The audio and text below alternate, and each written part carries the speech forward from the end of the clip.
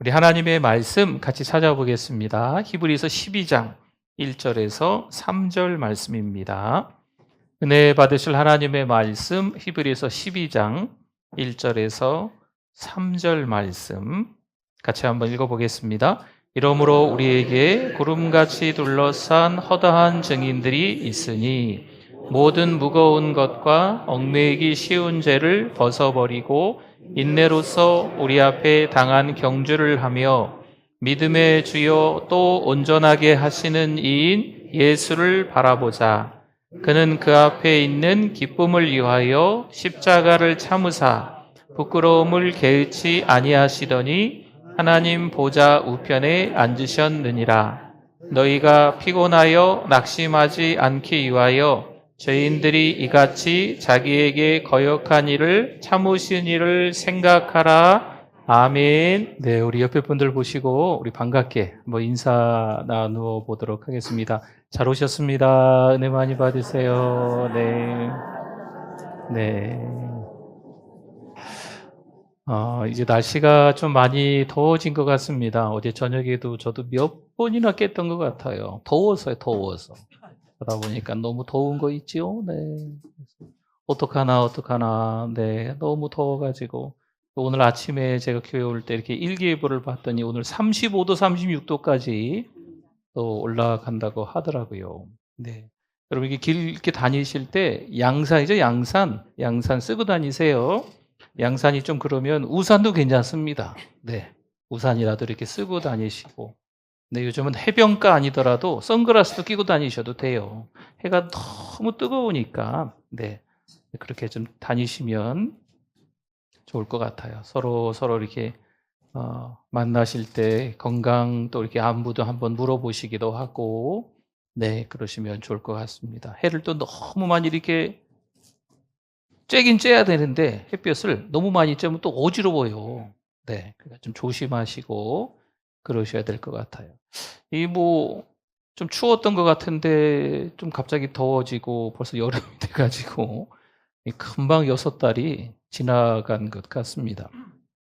6달을 지나면서 어떻게 지내셨습니까?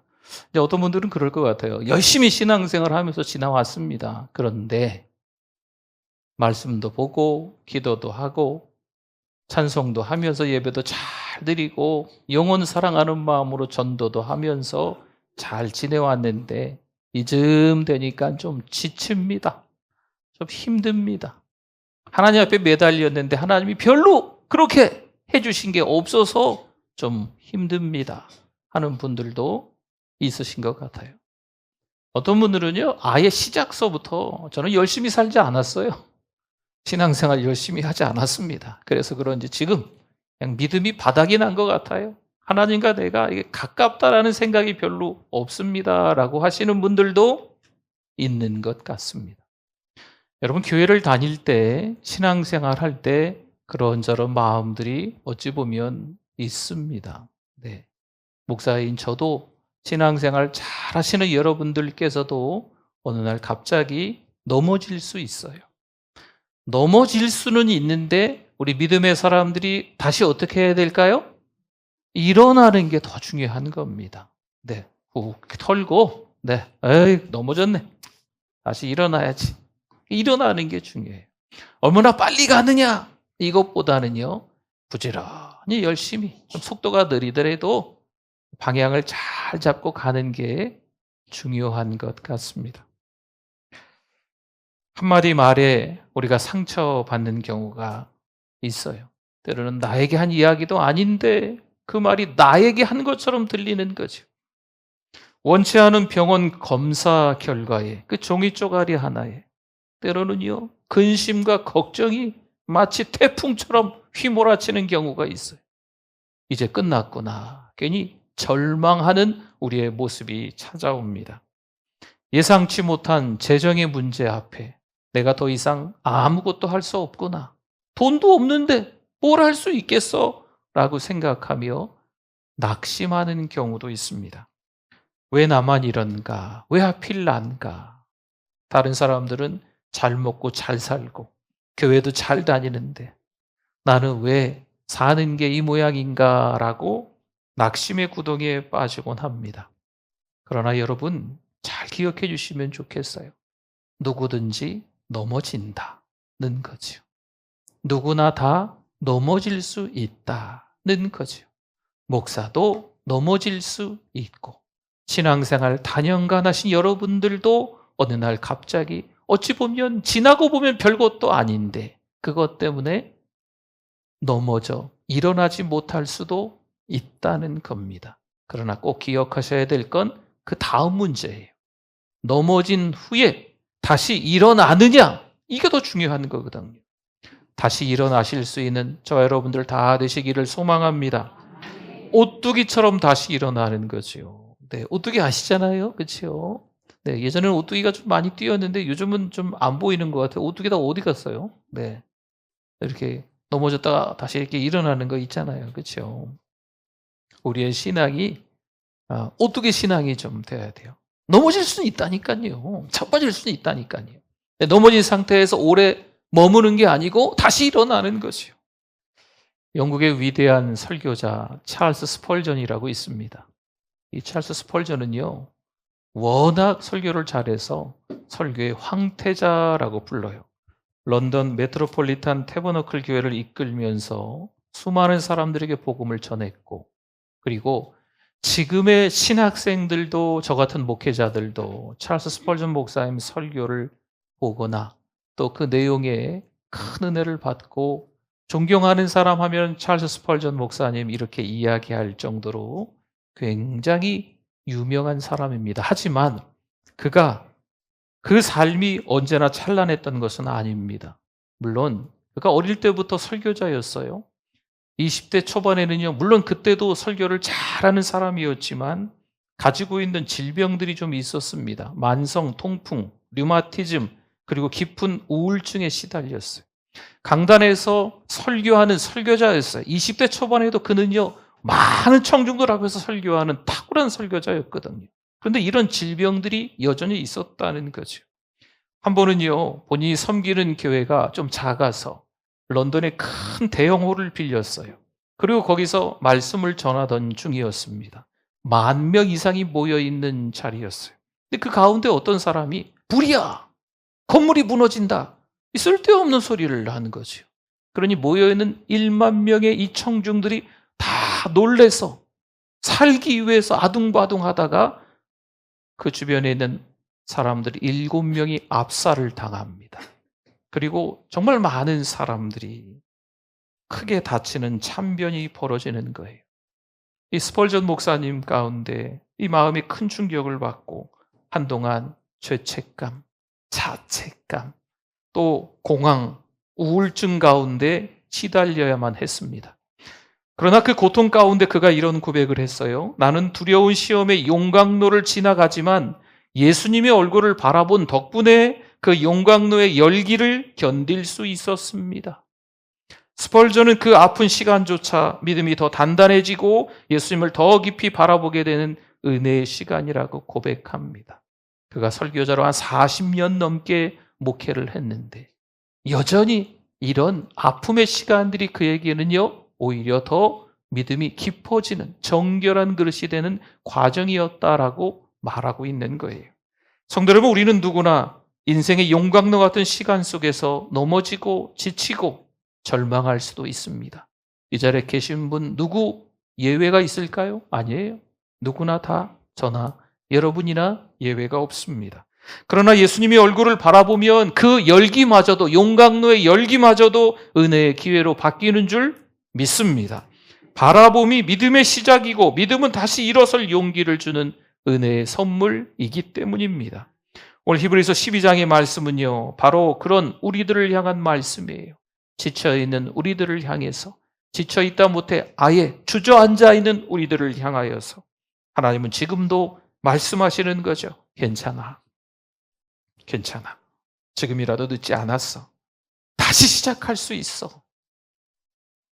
이제 그 말씀 앞에 서서 2025년 하반기의 걸음을 믿음으로 다시 걸어갈 수 있는 우리 모두가 되시기를 소망합니다.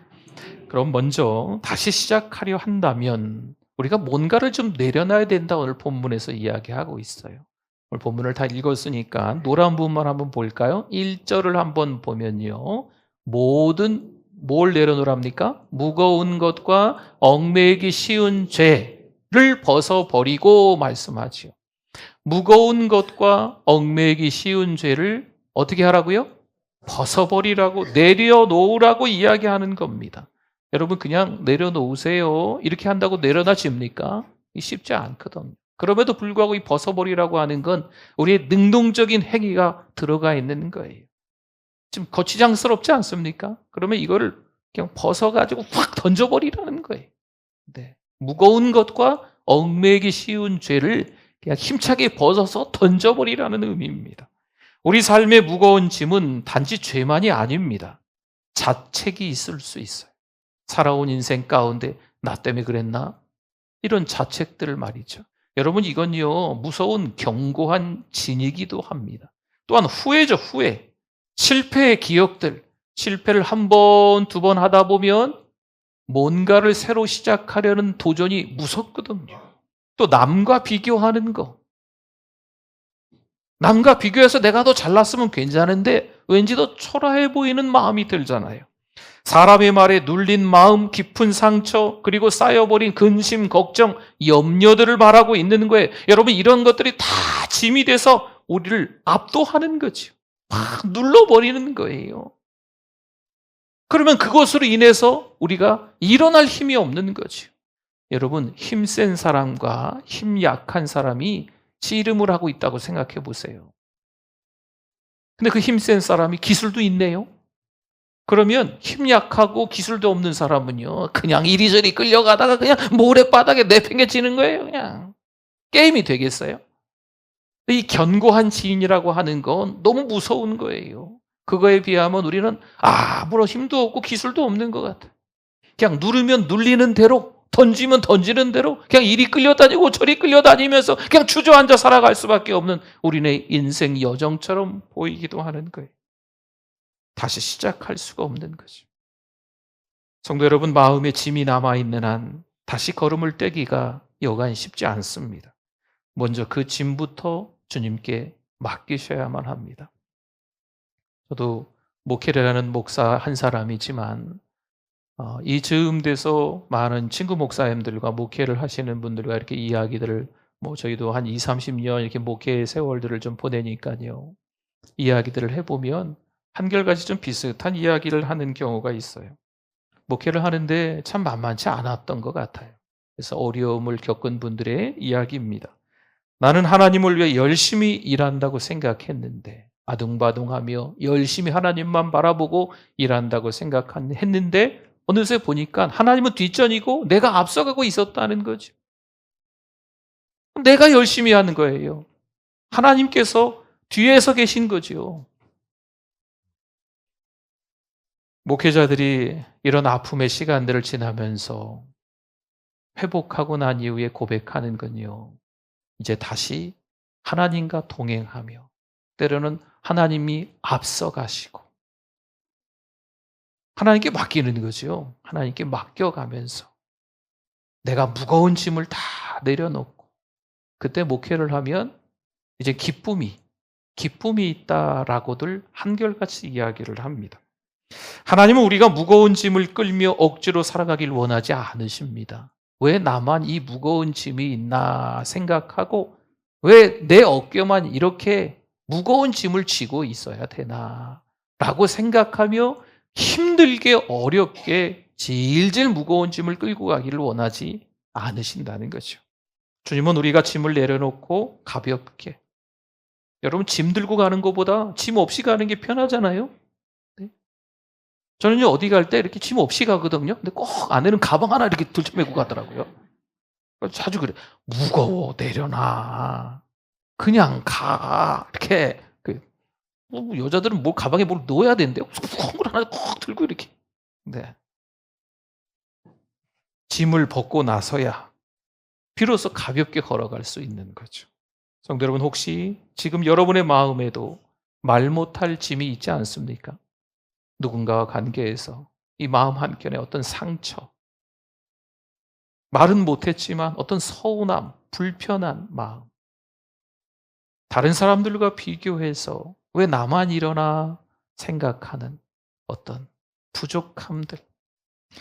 예수님 마태복음 11장 28절에서 이렇게 말씀하세요. 같이 한번 읽어보겠습니다. 수고하고 무거운 짐진 자들아 다 내게로 오라. 내가 너희를 쉬게 하리라. 아멘. 짐 많이 싸들고 가지고 와. 이렇게만 예수님 말씀하시는 게 아니에요.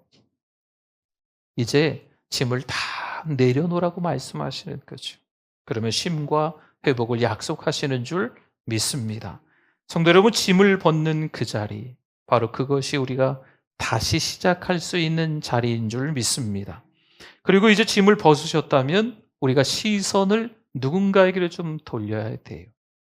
무거운 짐을 가지고 계시다가 다 벗어 던졌다면 우리의 시선을 누군가에게로 돌려야 됩니다. 누구일까요? 그렇죠. 주님께, 예수님께, 하나님께 그 시선을 돌려야 되는 겁니다. 2절 말씀 볼까요? 믿음의 주여 또 온전하게 하시는 이 누구를 바라보자?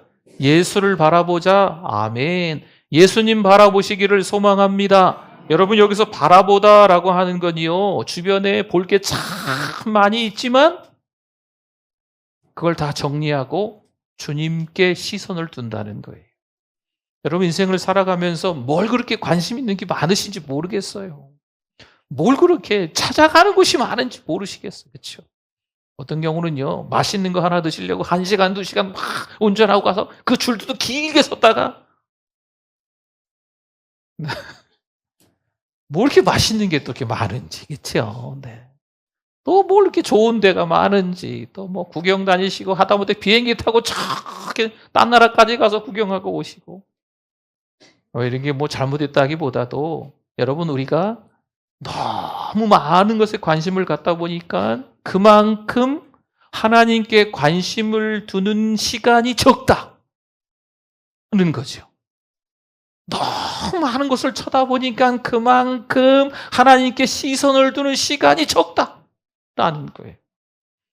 우리의 시선이 흐려졌을 때 우리가 쉽게 낙심하고 방향을 잃어버리는 겁니다. 여러분, 사람 바라보면 어떨까요?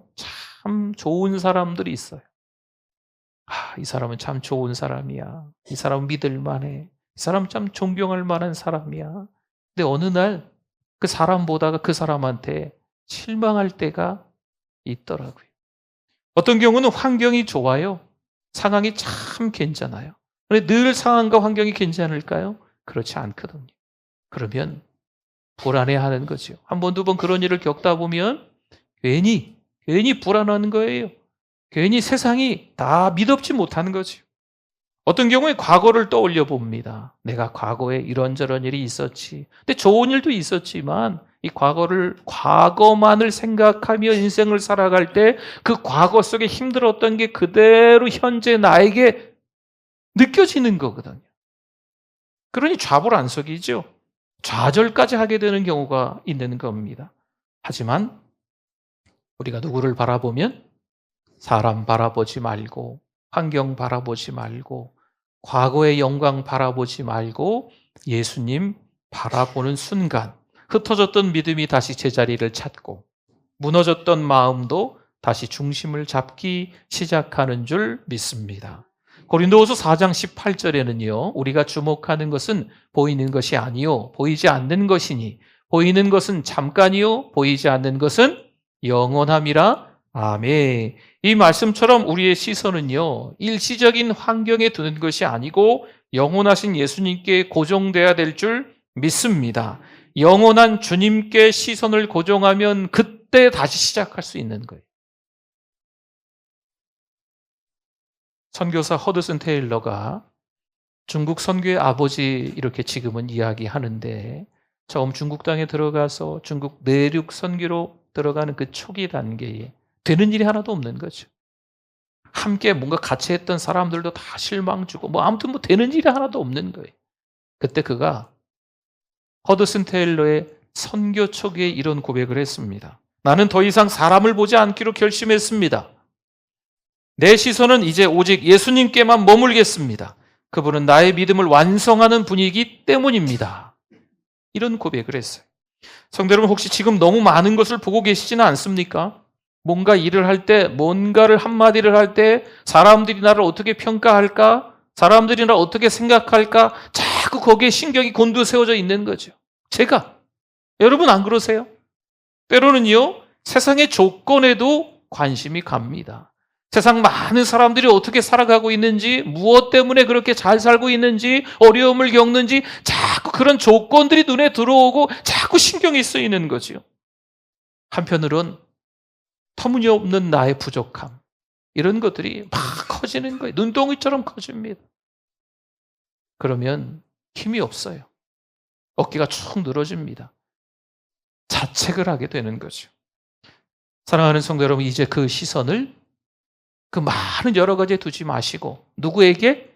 예수님께 두실 수 있기를 소망합니다. 예수님은 우리가 넘어졌던 그 자리에도 함께 계시고 우리를 다시 일으키시기 위해 기다리시는 분인 줄 믿습니다. 예수님을 바라보시면 그분이 방향을 가르쳐 주세요. 그분을 바라보면 그분이 동행해 주시는 줄 믿습니다. 그리고 또 하나 기억할 것이 있습니다. 다시 시작하시려 한다면 인내가 좀 필요해요.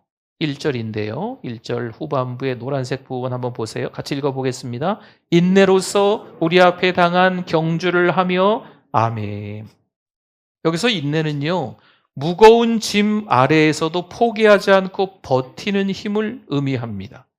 감정이 아니에요. 이건 믿음의 끈질김입니다. 끝까지 믿음을 부여잡는 거죠. 힘들고 어렵다고 이 믿음 포기하고 교회 나오지 말아야지. 더 이상 성경 읽어봐야 소용없어. 기도해봐야 소용도 없네. 하나님 침묵하시는데 말씀도 안 해주시는데 이런 게 아니고 믿음의 끈질김을 이야기하는 겁니다. 여러분 달리기에서 중요한 건요, 속도가 아니에요. 여러분 너무 빨리 달리다 보면 오버페이스에서 중간에 다치거나 아니면 포기하게 됩니다. 부지런히 끝까지 달리는 게 중요합니다. 신앙의 경주는요, 그거예요. 짐 엘리엇 선교사라고 있었지요. 에콰도르 원주민 화우라니족에게 복음을 전하다가 그들과의 첫 만남에서 창에 찔려 순교한 젊은 선교사입니다.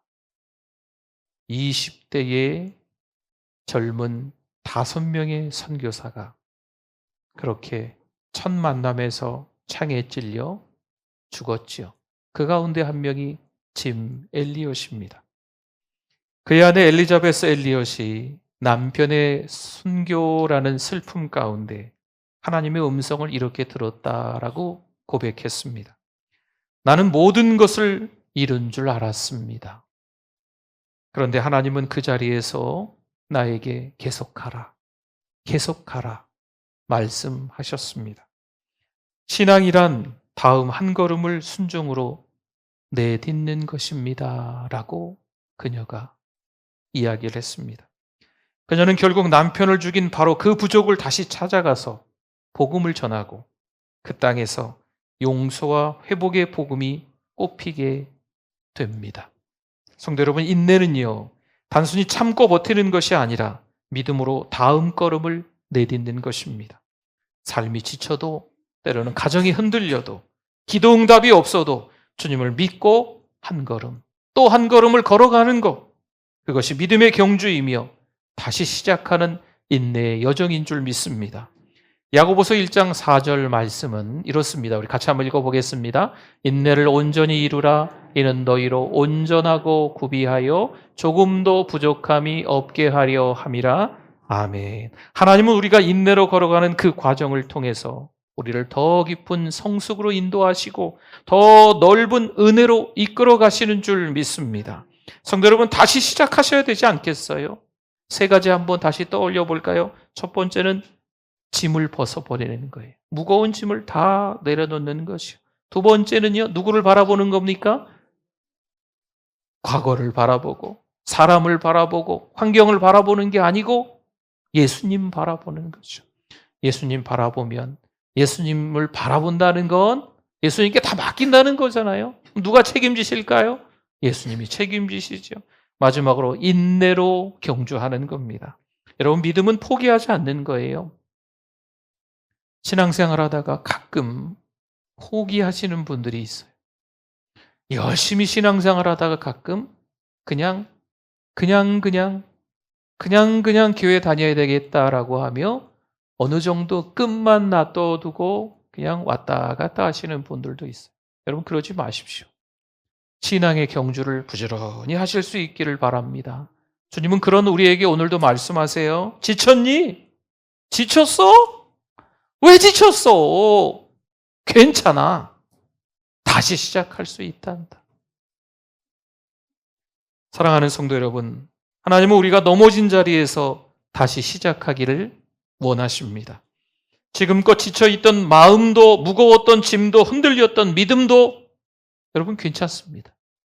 어떤 이유에서든지 하나님과 거리가 좀 멀어졌던 거, 지쳐 쓰러진 그 자리에서 꼼짝도 하지 않고 일어나지도 못하고 구덩이에 빠져 있던 거 괜찮습니다.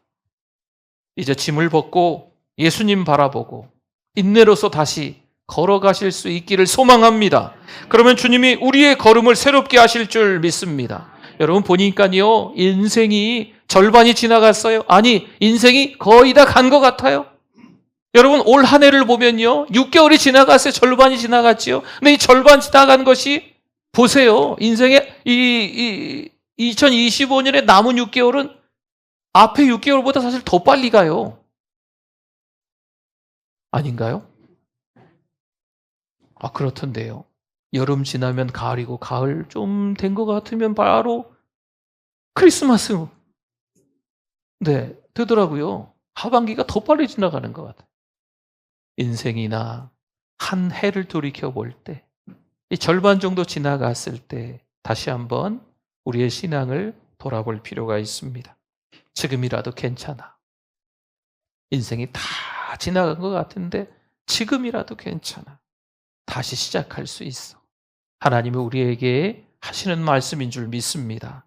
그 하나님의 음성에 믿음으로 반응하시며 2025년 하반기 다시 부지런히 믿음으로 살아가실 수 있기를 소망합니다. 아멘. 우리 같이 한번 오늘 말씀 기억하면서 주여 한번 부르시고 기도합니다. 주여, 하나님 아버지, 은혜를 감사합니다. 어처구니 없는 여러 가지 일들 속에서 때로는 실망하고 좌절하고 절망했던 우리의 모습이 있습니다. 시간 지나면 아무것도 아닌데 그때는 너무 힘들어서 웅덩이에 빠져서 헤어나오지 못한 연약한 나의 부족함이 있습니다. 하나님 아버지, 다시 힘내게 해주시옵소서. 다시 주님 바라보고 인내의 경주를 할 수 있도록, 승리가 보장된 믿음의 경주를 할 수 있도록 하나님 도와주시옵소서. 하나님 아버지, 은혜를 감사합니다. 하나님이 우리를 너무나도 많이 사랑하셔서 6개월 동안 지켜주신 줄 믿습니다. 하반기 남은 6개월도, 우리 인생의 남은 연한도 하나님이 지켜주실 줄 믿습니다. 다시 시작할 수 있는 믿음, 용기, 담대함을 허락하여 주시옵소서. 예수님의 이름으로 기도드립니다. 아멘.